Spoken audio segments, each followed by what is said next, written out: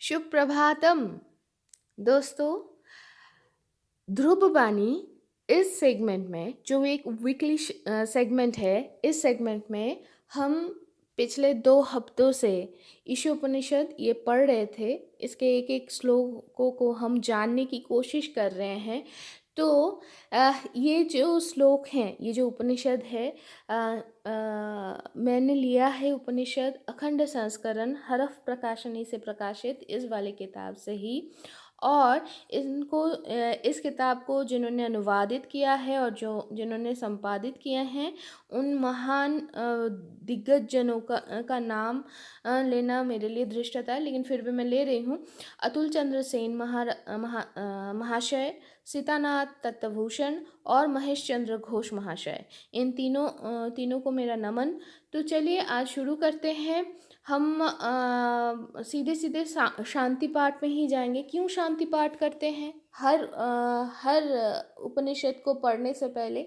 इसका कारण ये है कि ताकि हम अपने अंदर अपनी जो प्रकृति है और बाहर की जो प्रकृति है, मतलब ब्रह्मांड के साथ अपने आप का जो अविच्छेद्य एक जो बंधन है, उसको हम समझ पाए और अपने आप में और पूरे प्रकृति के अंदर हम अपने आप को पूर्णत्व दे सके।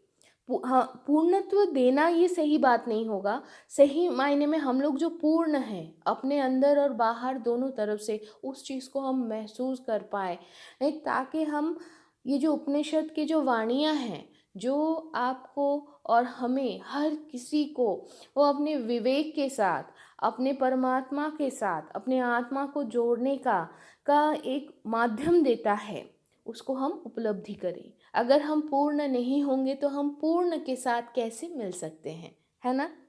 ये कवि गुरु रविंद्रनाथ ठाकुर, इनका एक था, আমরা সবাই राजा राजा।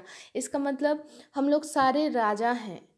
राजा के जो राज्य है उसमें हम सारे राजा हैं। अगर नहीं राजा हुए तो हम राजा के साथ मिलेंगे कैसे? तो वही बात हम उसी नोशन को लेके चलिए हम शांति पाठ शुरू करते हैं। ओम पूर्णमदः पूर्णमिदं पूर्णात् पूर्णमुदच्यते पूर्णस्य पूर्णमादाय पूर्णमेवावशिष्यते। ओम शांति शांति शांति। इस श्लोक का अर्थ ये है, ब्रह्म जो हैं वो जगत के पारे हैं, लेकिन वो पूरे जगत में हैं। जन्म या सृष्टि से ब्रह्म के जो एकत्वता है, जो वो एक हैं, उनका जो सिंगुलरिटी है, उसमें वो जो पूर्ण है, वो जो संपूर्ण है, उस संपूर्णता में कोई भी परिवर्तन नहीं होता है। तो इस नोशन के साथ चलिए हम लोग आगे बढ़ते हैं। ईशोपनिषद के पहला जो श्लोक है उसमें ईशा भाष्यमीदं सर्वं यत्किंच जगत्यां जगत् तेन तक्तेन भुंजिथा मा गृधः कश्चित् धनम। दूसरी जो श्लोक थी जो हम लोगों ने पिछले हफ्ते पढ़े थे वो था कुर्वन्नेवेह कर्माणि जिजीविषेत् शतं क्षमाः एवं तयि नान्यथे तो अस्ति न कर्म लिप्यते नरे।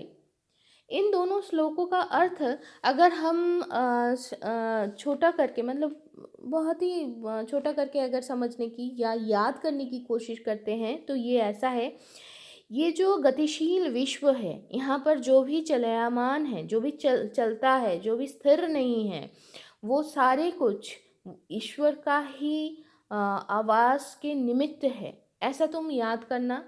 या अगर ऐसा समझने में दिक्कत होता है तो ऐसे भी सोच सकते हो कि भाई ईश्वर जो हैं वो ही ये इस जगत के हर वस्तु को, वो चाहे सजीव हो या निर्जीव हो, जो हमारे लिए निर्जीव है वो ना भी हो सकता है निर्जीव, है ना, तो वो सब कुछ को अपने महिमा से ही वो पूरा आच्छादित करके रखे, मतलब पूरा ढक के रखे हैं। He has weld everything under his compassion, if we can say in this way।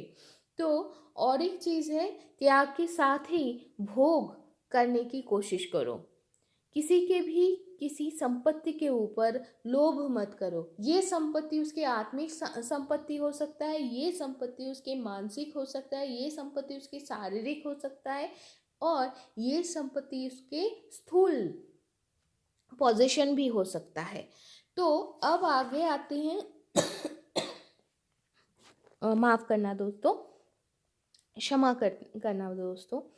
तो द्वितीय द्वितीय जो श्लोक है उसमें क्या बोला गया है, ये जो संसार है यहाँ पर जो आपके लिए निर्धारित किया गया है, जो आपका कर्तव्य है, अगर मैं शिक्षक हूँ तो सतता से मैं सिखाऊंगी, अगर मैं रिसर्चर हूँ तो मैं सतता से without any biasness towards my feelings, कि मैं जो रिसर्च कर रही हूँ उसमें पॉजिटिव नहीं नेगेटिव आया चलो भाई मैं डेटा जनरेट कर देती हूँ, नहीं ऐसा नहीं। तब भी मुझे जो कर्तव्य है, साइंस मुझे जो लगता है, विज्ञान, अगर कोई रिलीजियसली विज्ञान को फॉलो करता है तो वो भगवान के बहुत पास जाने अनजाने में पहुंच जाता है, क्योंकि जो साइंस है, मतलब ये जो विज्ञान है, विशेष रूप से ज्ञान अर्जन करना, इसका एकमात्र नींव ये होता है कि आपको सच्चाई के साथ हमेशा ही हाथ में हाथ रख के चलना होता है, उसको साथ में लेके चलना होता है, उसको आपको एक्सेप्ट करना होता है। You have to be one with the truth. तो ये जो था वही चीज, तो हमें निर्मोह होके तब रिसर्च भी करना होता है, जो सही है उसको मुझे सही करना है। तब ना मैं छोटी हूँ ना मैं बड़ी हूँ, मैं सिर्फ सच्चाई में सच्चाई हूँ। लेट्स सी वहाँ तक क्या बोल रहे हैं। तो ये बोला गया है कि भाई जो तुम्हारे लिए निर्धारित है वो कर्तव्य करो ना, करना चाहिए, और ऐसे तुम 100 साल तक जीने की इच्छा कर सकते हो। लेकिन हे मनुष्य, इस प्रकार अगर तुम कर्म करते हो तो तुम कर्म बंधन से भी मुक्त हो जाओगे, मतलब तुम लिप्त कर्म बंधन में ही नहीं फंसोगे। लेकिन इसको छोड़ के और कोई रास्ता है नहीं भाई। ऐसा नहीं होता है कि भाई इस बार ना हम अपने हिसाब से डेटा को जनरेट कर दे, या इस बार ना हम मैं नहीं जानता हूँ या मैं नहीं समझ पा रहा हूँ तो बच्चों को इस बार तो इधर उधर से भटका देते हैं, या और मैं अपने पेशा के हिसाब से या मैं अपने पूर्व जो अनुभव है उससे मैं उससे मैं कोई एग्जाम्पल देने की, कोई उदाहरण देने की कोशिश कर रही हूँ। या ऐसे मान मान लीजिए कि मैं ऐसे सोची कि नहीं भाई अभी तो कोई नहीं देख रहा है, रास्ते में थूक के चले जाते हैं, नहीं ऐसा नहीं होता। आपको तब अपना ही हिसाब से, कर्म से, आपको आपका कर्तव्य क्या है उसको विचार के तब आगे बढ़ना होता है। आपको वो सिर्फ कर्तव्य करना होता है, उसमें मोह नहीं रखना होता है। तो चलिए दोस्तों, ये तो था पिछले 2 हफ्तों का जो 2 श्लोकों का आक्षरिक अर्थ हमने बोला। तो इसके बाद हम तीसरे श्लोक की तरफ बढ़ते हैं। असुर्जा नाम ते लोका अंधेन तमसावृता तांस्ते प्रत्याभिगच्छन्ति जे के चातो हनो जना। इसका अर्थ क्या है, पहले अक्षरिक अर्थ को देखते हैं। परलोक में जो सभी अज्ञान अंधकार वृत्त लोक है, मतलब जहाँ पर अंधेरा छाया हुआ है, ऐसा जो लोक है, आत्मा का स्वरूप जो लोग नहीं समझ पाते, वो लोग इस देह को त्यागने के बाद, मतलब मृत्यु के पारे उपरांत वही सही सकल लोकों में गमन करते हैं, वहीं पर वो लोग जाते हैं। ये बहुत, मतलब ऐसा नहीं हो गया कि भाई हाँ एक मतलब it is a kind of notion कि भाई एक स्वर्ग है एक नरक है ऐसा। लेकिन सही मायने में सनातन पंथ में there is no hell, there is no heaven in a true way. तो देखते हैं वो है क्या। तो उसका व्याख्या हम अगर करना चाहें कि हम ऐसे सोच सकते नहीं, दिस इज़ द थिंग। मैं आज स्वामी विवेकानंद का जन्मदिन है, the idol of my life after my father. So let's start to explain this third shloka. इस श्लोक को हम explain करना शुरू करते हैं उनके ही एक वाणी से, कि सनातन पंथ कभी आपको ये नहीं कहता कि आप अंधकार से आपको अंधकार से खींच के वो रोशनी पे लेके आ रहा है। मतलब आपको झूठ से वो सच्चाई को दिखाता है। सनातन पंथ हमेशा ये मानता है कि आपका जो अस्तित्व है वो सच है। आप कह सकते हैं अरे ये तो इतना जो मोह माया बोला जाता है, नहीं, वो धीरे धीरे आपको आगे लेके जाते हैं। एक ही झटके में आपको बिरयानी नहीं खिला देते ताकि आप हम लोग ताकि हजम ना कर पाए, लेकिन हम लोग को नॉर्मल सा सादा सादा खाना पहले देते हैं, लेकिन उस सादे खाने में ही बहुत ही गुण तत्व वहाँ पर छुपा हुआ होता है। सारे जो पौष्टिकता है वो बहुत ही सरल सहज रूप में वहाँ पर संजोया हुआ होता है। तो चलिए दोस्तों, देखते हैं स्वामी जी ने क्या बोले। वो अपने जो चिकागो का जो जो भाषण था उसमें उन्होंने कैसे एक्सप्लेन किए थे सनातन पंथ को या हिंदू धर्म को।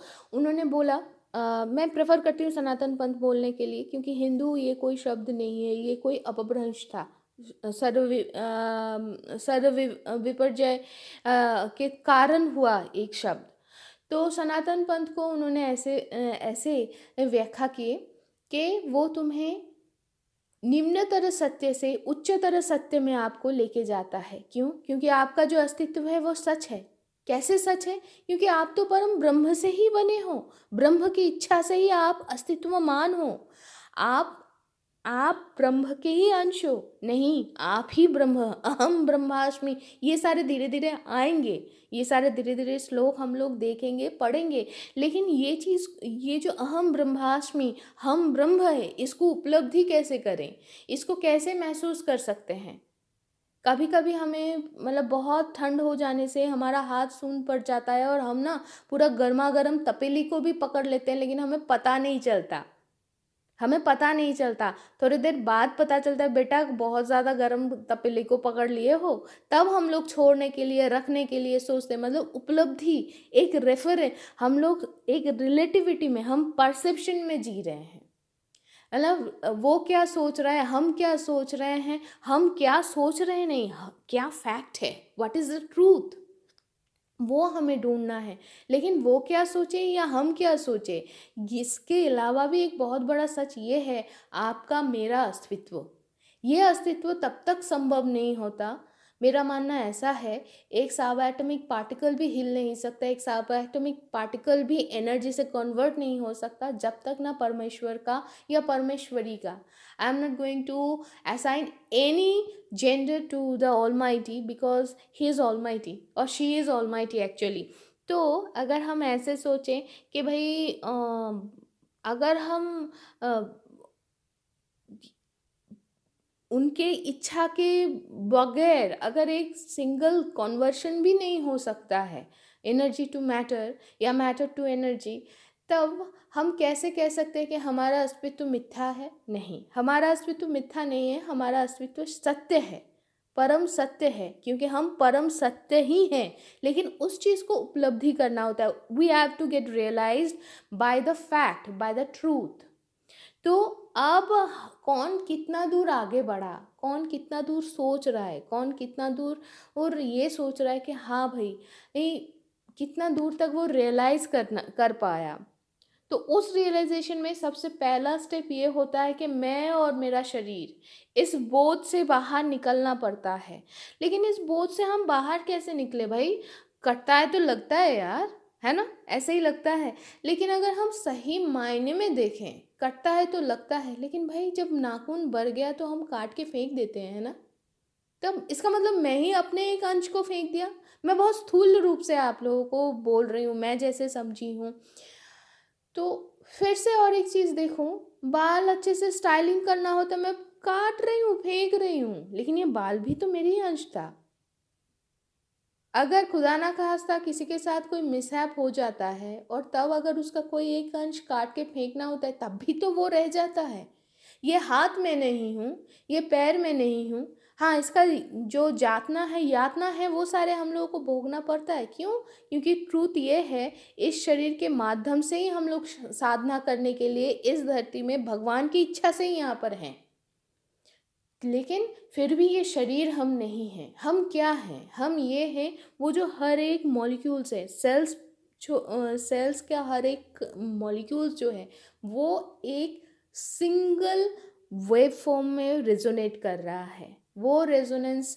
लेकिन जब तक हम इस ब्रह्मांड के वाइब्रेशन के साथ हम रेजोनेट नहीं कर पा रहे हैं, तब तक हम लोग ऑफसेट ही बच रहे हैं। हम लोग रेजोनेट नहीं कर पा रहे, हम लोग खुद को उपलब्धि नहीं कर पा रहे हैं, हम ये समझ नहीं पा रहे हैं कि हम भी उनके ही अंश हैं, हम भी वो हैं। क्योंकि पूर्ण के आगे और पीछे अलग कुछ नहीं होता। इसलिए शायद नंबरिंग में सबसे पसंदीदा नंबर होना चाहिए 0, जो सब कुछ और कुछ नहीं, दोनों को, जो शिव को प्रतीत करवाते हैं। तो चलिए दोस्तों, तो अगर हम उस जगह पे, अगर हम उस ये जो सोच है यहाँ पर धीरे धीरे आगे आते हैं। आज मैं और कुछ सोच रही हूँ, शायद 2 साल बाद या 4 साल बाद या शायद 2 घंटे बाद ही मेरे दिमाग में भगवान की इच्छा से और कुछ परसेप्शन आए। यही एब्सोल्यूट है जो मैं बोल रही हूँ, ऐसा नहीं है। ये जो मुझसे वो बुलवाने की कोशिश कर रहे हैं, मैं वही बोल रही हूँ, है ना। तो अगर मैं अपने शरीर से, अपने से आमी, जो स्वामी विवेकानंद के जो गुरुजी हैं, जिनके जीवनी हम हर शुक्रवार को पढ़ रहे हैं, द लाइफ ऑफ मास्टर्स, इस सेगमेंट में, तो वहाँ पर अगर हम देखते हैं कि उनकी एक वाणी है, वो कहते हैं कि आमी इससे छोड़ो भाई, आमी मैं से छोड़ो, आगे बढ़ो। तो अगर आगे बढ़ना है तो मैं नहीं तो कौन है? भगवान है। तो जो करना है, जहाँ पर जो कर्म कर रहे हो भाई, वहाँ पर मैं कुछ नहीं हूँ, ना कोई मेरा दोस्त है, ना कोई मेरा दुश्मन है। सामने वाला वो भी भगवान का, वो भी परम ब्रह्म का एक रूप है। देखो वो कैसे अपना अभिनय किए जा रहा है, मैं भी अभिनय किए जा रही हूँ, है ना। हम भी अपना अपना पार्ट प्ले करते हैं। और सामने वाला अगर तुम्हें चोट पहुंचाने की कोशिश करता है, तो सोचो कितना मज़ेदार वो कहानी चल रहा है। कैसे मज़ेदार वो कहानी चल रहा है। परम ब्रह्म, जो ब्रह्म है, वो ही एक एक नहीं दूसरे को, मतलब खुद ही खुद को चोट पहुंचा रहे हैं, या खुद ही खुद को प्यार कर रहे हैं। इसका अर्थ क्या है? ये तो उनका लीला है। वो बहुत अकेला है ऐसा हम सोच सकते हैं, लेकिन वो तो बहुत ही क्रूड वे में हो गया। नहीं, हर कोई अपने अपने जर्नी में है। मैं अपने रास्ते में, अपने जीवन बोध में से उनको रियलाइज़ करने की कोशिश कर रही हूँ। सामने वाला जो मुझसे प्यार करता है, या जो मुझसे 36 का आंकड़ा रखता है, वो भी अपने जीवन बोध से उसी परम ब्रह्म को उपलब्धि करने के लिए वो जा रहा है। वो अपने जर्नी में है, मैं मेरे जर्नी में हूँ। रास्ते हमें लग रहा है कि एक दूसरे से कट रहा है, लेकिन एक्चुअली वो नहीं है। ऐसा है कि ये परम ब्रह्म का ही एक उपाय है, ताकि आप अपने अपने उपलब्धि में आगे बढ़ जाओ। आप जब दुखी होते हो तो 2 चीज़ कर सकते हो, आइदर आप सेल्फ रियलाइजेशन की तरफ जाते हो, या आप दुखी हो जाते हो और सेल्फ डिस्ट्रक्शन की तरफ जाते हो। लेकिन दोनों में ही आपका अंत गंतव्य परम ब्रह्म है, ये याद रखना है। भगवान को आप शत्रुता से पाओ या मित्रता से पाओ, आपका गंतव्य भगवान छोड़ के और कोई नहीं है। तो अब आप शत्रुता से कर रहे हो या मित्रता से कर रहे हो, कैसे भी किसी रूप में भी करो, आपका जो आत्मिक विकास है, वो स्तर अगर आपके मैं और मेरा शरीर से बाहर नहीं निकल पाया है, इसका मतलब आपका जर्नी और थोड़ा प्रलंबित हो गया है, और थोड़ा सा ज़्यादा हो गया है। तो तब आप जब इस शरीर को छोड़ के जाओगे, तो तब आप कहाँ जाओगे? तब इस स्तर को, ये जो डिफरेंट मेंटल लेवल्स, इन स्तरों को बताया जा रहा है डिफरेंट लोक। यहाँ पर जो बोला गया है कि वो भाई, वो असुरजा जो लोक है, जहाँ पर सूरज का रोशनी नहीं है, मतलब जो आलोकित नहीं है, जहाँ पर रोशनी नहीं है, ऐसे लोकों में, मतलब आप एक निम्न स्तर में जा रहे हो। इसका मतलब ये नहीं कि आपका अस्तित्व मिथ्या हो गया, मतलब आप अपने उपलब्धि में अभी थोड़ा दूर हो। लेकिन आशा नहीं छोड़ना है, अपना साधना नहीं छोड़ना है। कहा जाता है कि हम जन्म से पहले अपने मतलब गीता का तो बार बार हम उल्लेख करेंगे ही। ये सारे ही तो हम लोग को नॉर्मल दाल चावल से ही इतने सारे पोषण देते हैं। गीता, देवी सप्तशती, चंडी, ये सारे। तो वहाँ पर ये बोला गया है कि भाई आप जो मतलब ये जो शरीर है ये आप छोड़ के जा रहे हो, लेकिन जब जा रहे हो तो एक फेज से दूसरे फेज में आप अपने साथ कर्म लेके जा रहे हो। तो गीता में नहीं, लेकिन इसी कॉन्टेक्स्ट में और एक चीज़ मैं बोलूँगी कि ऐसा बोला गया है कि आप अपने इस जो कर्म है, पूर्व कर्म है, इसके हिसाब से आप अपने नेक्स्ट जहाँ पर जन्म लेने वाले हो उस जगह को आप ढूंढते हो, उस जगह को आप चूज़ करते हो, और फिर उस माता पिता के पास जब आ जाते हो अपने कर्म अनुसार। इसका मतलब ऐसा लगता है कि अगर किसी बच्ची को पढ़ाई लिखाई की ज़रूर करने की इच्छा है तो वो वैसे ही माता पिता को ढूंढता है। नहीं, बच्ची या बच्चा होके पैदा होगा वो तो बात की बात है। उस आत्मा को अगर पढ़ाई लिखाई की चाहत है तो वो वैसे जगह जाएगा। तो इस हिसाब से हम लोग अपना माता पिता चुनते हैं और फिर वहाँ से हम आगे बढ़ते हैं। लेकिन फिर हम लोग को कर्म, जो पिछले जन्म का कर्म है वो हमें याद नहीं रहता, लेकिन हम हमेशा अपने उसी कर्म की इफ़ेक्ट से उसी कर्म को लेके हम अपने इस जन्म का नींव, इस जन्म का जो बेस है वो क्रिएट कर लेते हैं, ताकि हम एक स्टेप आगे आ जाए। तो जब ये जो ट्रांजिशन है, ये ट्रांजिशन जब नहीं है हुआ है तो तब हम लोग कहाँ जाते हैं? अगर हम जो जन्म हम ख़त्म करके जा रहे हैं उसमें अगर हम, मैं, मेरा शरीर,